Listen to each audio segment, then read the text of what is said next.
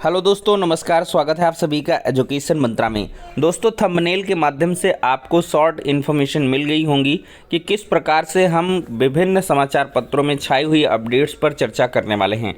तो सबसे पहले लेते हैं ग्राम पंचायत अधिकारी की नई भर्ती। दोस्तों, इसकी जानकारी कल के ही वीडियो में आपको उपलब्ध करवाई गई है कि ग्राम पंचायत अधिकारी की भर्ती प्रक्रिया शुरू हो चुकी है। 1468 पदों पर यह भर्ती होगी। 23 मई से 12 जून तक आप लोग आवेदन कर सकते हैं। इसमें सबसे ज़रूरी बात यह है कि आपके पास पीटी 2022 का प्रमाण पत्र होना चाहिए और साथ ही साथ आप 12 जून 2023 के पहले CCC इंटरमीडिएट जैसी सारी योग्यताएं रखते हो। अगर आपका कोई EWS सर्टिफिकेट है, OBC का है, SC ST DFF का है, तो वो सब कुछ बनवा लें, क्लियर करवा लें और 12 जून के पहले आपके पास सारे डॉक्यूमेंट्स होने चाहिए। यानी कि आपको फुल्ली एलिजिबल होना चाहिए ग्राम पंचायत अधिकारी भर्ती के लिए।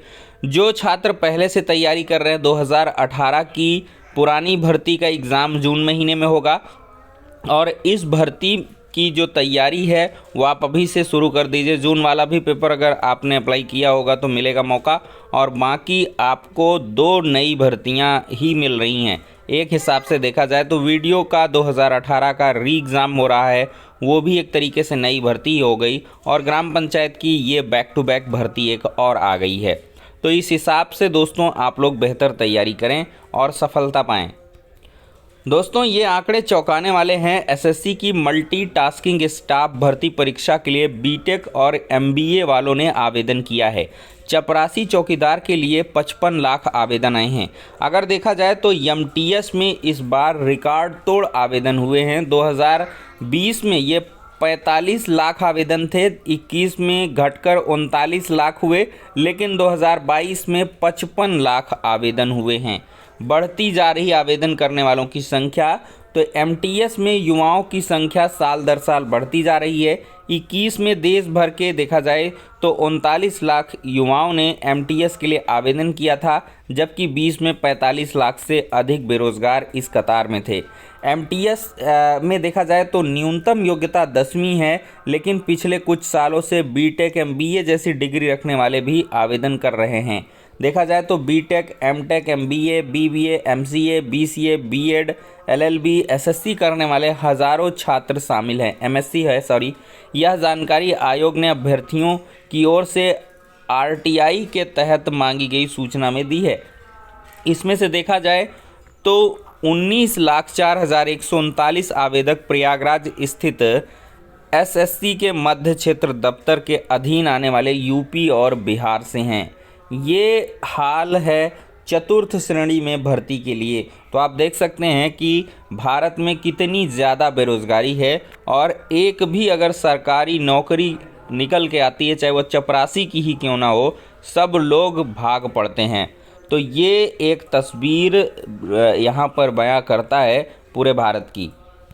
दोस्तों, प्रधानमंत्री नरेंद्र मोदी कह रहे हैं कि भर्ती प्रक्रिया अब तेज हुई है, पारदर्शी हुई है, निष्पक्ष हुई है, भ्रष्टाचार मुक्त हुई है, जो भाया भतीजावाद था वो भी खत्म हुआ है। और पीएम ने रोजगार मेले में 71,000 लोगों को नियुक्ति पत्र बांटे हैं और कहा है कि देश के हर कोने में रोजगार के अवसर पैदा हो रहे हैं। तो देश में उद्योग और निवेश के बारे में अभूतपूर्व सकारात्मकता है। एफडीआई और देश से रिकॉर्ड निर्यात जो है भारत के हर कोने में रोजगार के अवसर पैदा कर रहा है। नौकरियों की प्रवृत्ति भी बदल रही है। केंद्र सरकार लगातार उभरते क्षेत्रों का समर्थन कर रही है। मोदी जी ने एक बेहतर आंकड़ा प्रस्तुत किया कि 4.5 करोड़ से अधिक लोगों को 2018-19 से मिली नौकरी।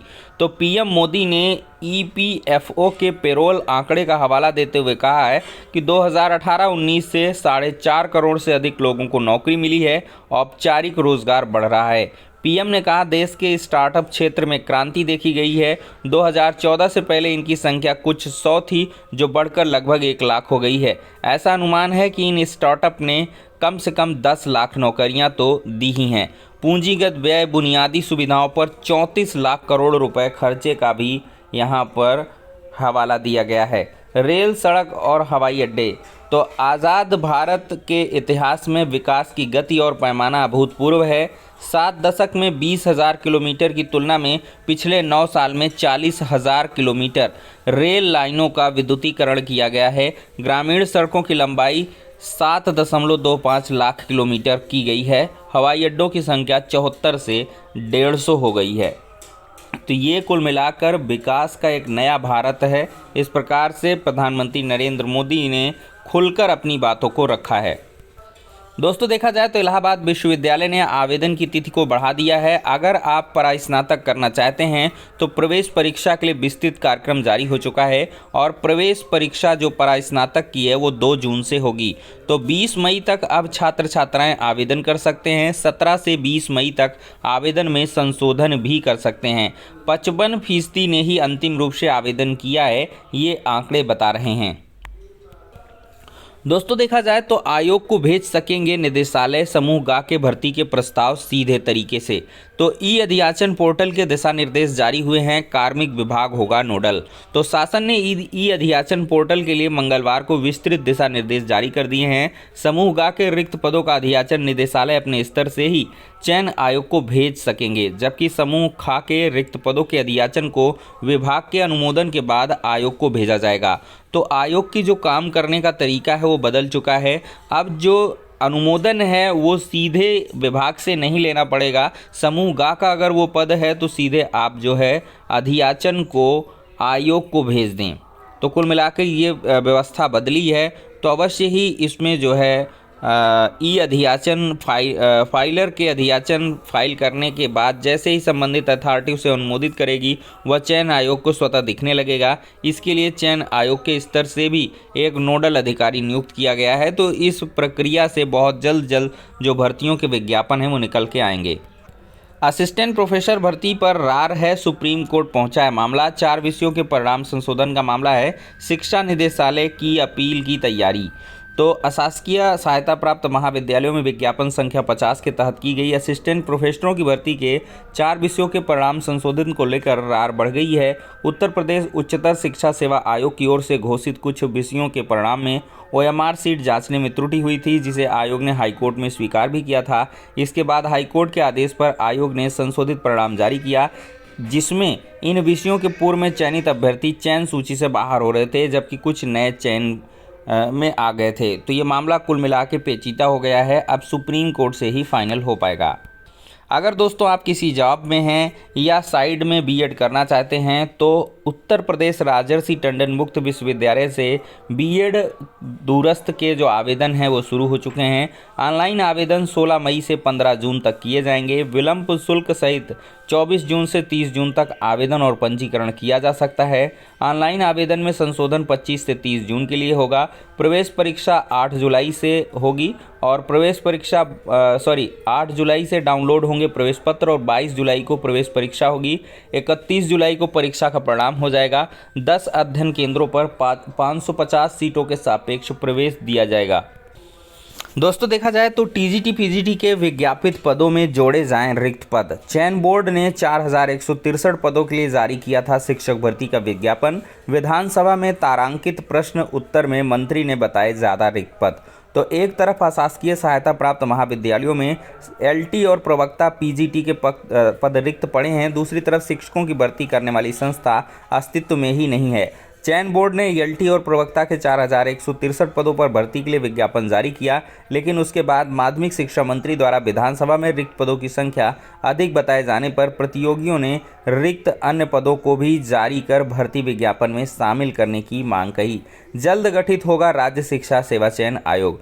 तो एडेड, माध्यमिक, बेसिक, उच्च, ये सबको मिलाकर के जो आयोग है उसका गठन बड़ी तेजी के साथ और जल्द किया जाएगा।